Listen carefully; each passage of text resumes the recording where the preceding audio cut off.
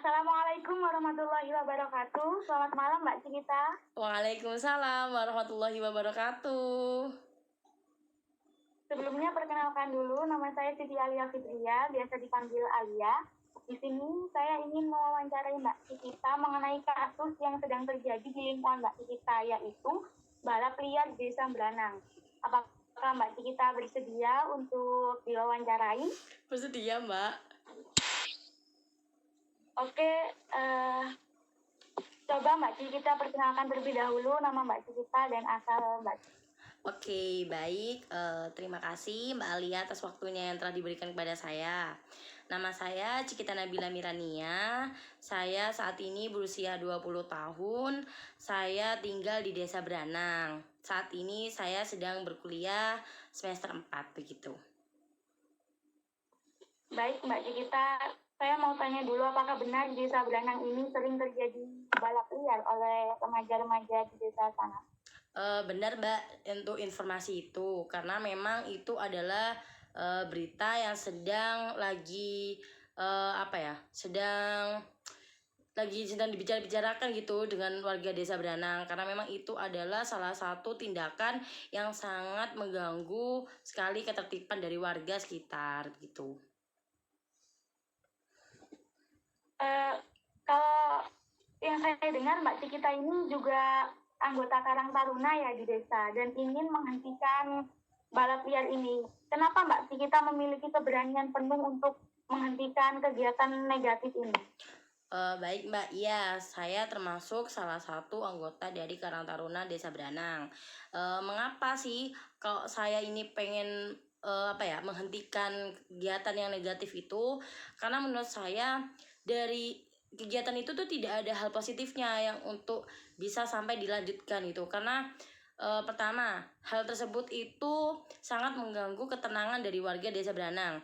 Yang kedua, itu sangat tidak baik bagi proses remaja yang malah itu menurut saya kayak contoh motornya itu dimodifikasi sampai sedemikian rupa, padahal itu sudah melanggar SNI dari pengendara motor yang ada di jalan.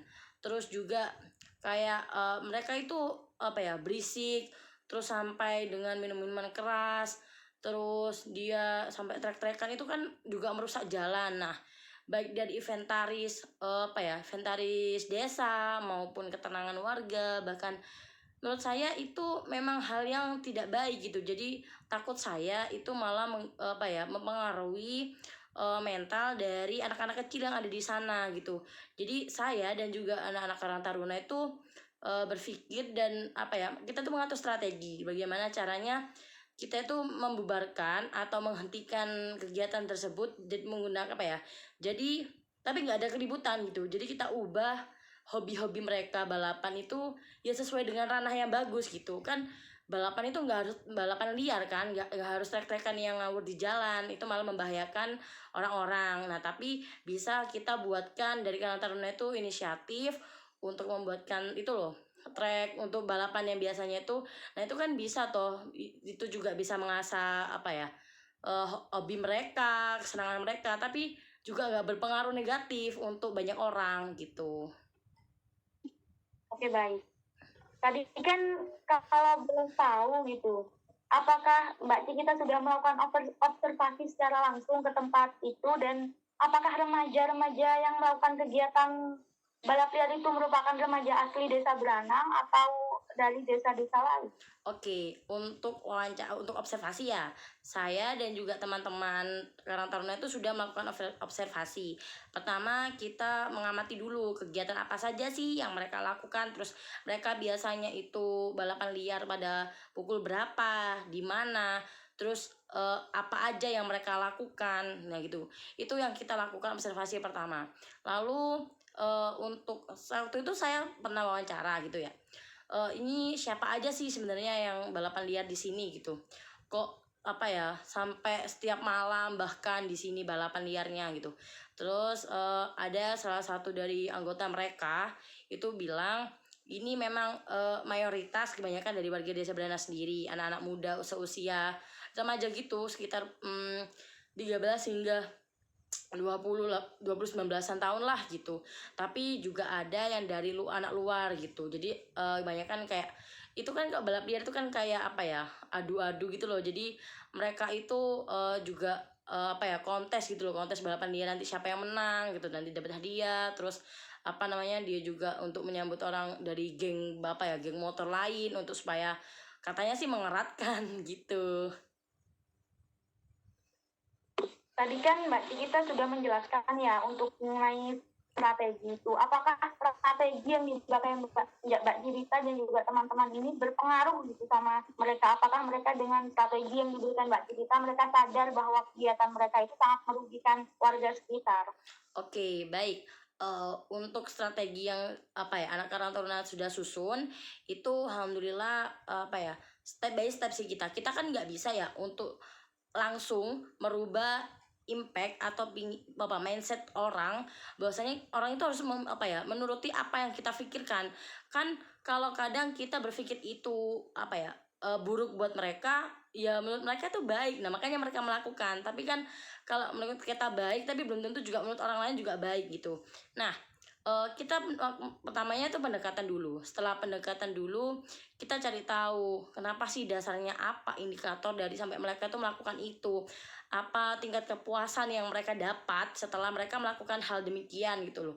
Terus kalau memang itu kebanyakan apa ya, mudorotnya atau apa ya, itu menunjukkan perilaku yang tidak baik, baik bagi keselamatan, baik bagi apa imbasnya mereka ke depan, atau makan gini, kita nggak pernah mengancam ya, tapi kan gini, kalau balapan liar itu kan dari segi hukum pun sudah jelas bahwasanya itu tidak baik ya kan, itu melanggar hukum gitu. Jadi kita pendekatan ke mereka itu kayak ya apa adanya, kayak kita tuh ngobrol ke teman. Kalau kita pakai bahasa yang terlalu tinggi atau kita kayak apa ya, kita mikirnya otot sama otot, itu nggak bisa, nggak bakal selesai. Jadinya dari pendekatan itu awal-awal pelan-pelan akhirnya mereka sadar bahwasanya oh iya, anak-anak Karang Taruna ini loh tidak berniat untuk mengusir kita, tetapi mereka itu memfasilitasi kita, mereka sebagai fasilitator untuk hobi kita ini tersalurkan loh, tapi dengan cara yang lebih baik gitu. Kan kalau apa namanya, mereka tidak merasa dirugikan oleh kami, oleh anak-anak Karang Taruna, jadi kan otomatis kan mereka oh iya aku support gitu, asalkan kamu juga nggak boleh terlalu mengatur kita punya cara bahagia kita masing-masing. Yang penting aku tetap tahu ini mana yang baik mana yang enggak, sudah gitu. Baik, sebenarnya kan dalam kegiatan Mbak kita ini untuk menghentikan balap liar ini memiliki kendala gitu. Apakah selain anak Karang Taruna sendiri, siapa faktor pendukung lain Mbak Cikita dan Mbak Cikita ini berani untuk menghentikan balap liar ini? Oke, untuk faktor ya, kita bicara faktor. Itu selain dari emang kita dari anak Karang Taruna untuk kuat kokoh banget apa ya dalam melaksanakan hal itu kita juga didukung oleh bapak-bapak dan ibu-ibu sekitar dari desa Branang. Karena tanpa dukungan dari mereka kayak Pak RT, Pak RW, terus bapak-bapak sekitar yang biasanya jaga di apa namanya tuh, pos gitu, terus ibu-ibu itu kan nggak mungkin kita juga bisa gitu. Kita kokoh tapi kalau secara kuantitas kita dikit ya mereka pasti bilang apa sih, gak penting gitu kan. Tapi kalau ada orang tua kan pasti itu orang tua mereka sendiri, otomatis ya mereka juga mau nggak mau kan juga apa ya, nurut gitu loh. Dan pasti kan ini kan ada pihak hukum yang memang untuk menaungi, makanya kita tuh apa ya, membuat tempat untuk balapan tapi dengan ranah yang lebih baik kita wadahi. Nah itu dengan hukum pun mereka aman gitu loh, dari hukum segi hukum mereka aman, terus dari hobi tetap tersalurkan. Terus juga apa ya namanya, untuk dalam kayak event-event itu kayak Pak RT, Pak RW terus gitu itu tuh membantu banget gitu loh untuk mereka lebih berkembang lagi. Kayak ada turnamen balapan tuh ya mereka diikutkan gitu. Baik, untuk pendekatan ya mengenai strategi Mbak kita tadi, biasanya kan mereka nggak langsung sadar tuh apakah Mbak kita memerlukan dari orang tua mereka untuk menyadarkan mereka atau bagaimana? Atau maaf, ini saya juga mau tanya, kegiatan lain selain balap liar di di malam hari itu, karena yang saya dengar selain balap liar ada juga kegiatan negatif lain yang dilakukan oleh remaja desa Beranang ini. Oke, untuk dukungan, ya memang saya dan teman-teman dan rekan-rekan saya meminta apa ya, dukungan dari orang tua, karena kan orang tua tuh pasti lebih apa ya, paham gitu, lebih dekat dengan anak-anak itu. Otomatis kan secara pendekatan emosional, kedekatan sosial maupun emosi apa ya, secara diri itu sudah raket gitu loh. Kalau dari orang tua pun mendukung, mensupport kegiatan kami yang kami lakukan untuk merubah mereka jadi apa ya, komunitas yang lebih baik, otomatis kan kalau udah dari orang tua kayak gitu, terus mereka diperingatkan dari hukum, terus dari para aparatur pejabat desa, ya otomatis kan kayak mereka mau mengelak lagi tuh gimana gitu kan, otomatis kan enggak toh gitu.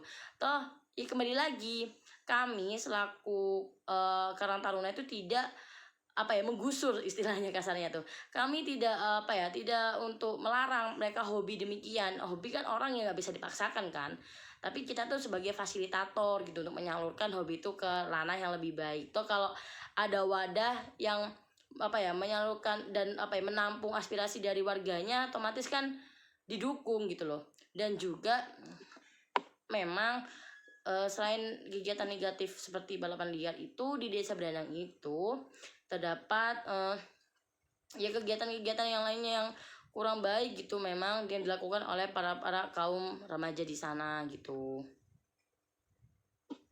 Baik. Terima kasih Mbak Cikita, sepertinya informasi yang sudah saya dapatkan ini cukup banyak dari Mbak Cikita. Terima kasih sekali lagi sudah membantu saya dalam observasi dan wawancara ini. Semoga rencana dan strategi Mbak Cikita terlaksana dengan baik dan bisa menyadarkan teman-teman yang mungkin masih belum sadar mengenai kegiatan negatifnya. Nanti saya hubungi lagi mengenai lebih lanjutnya. Terima kasih Mbak Cikita. Selamat malam. Sama-sama Mbak Alia, selamat malam.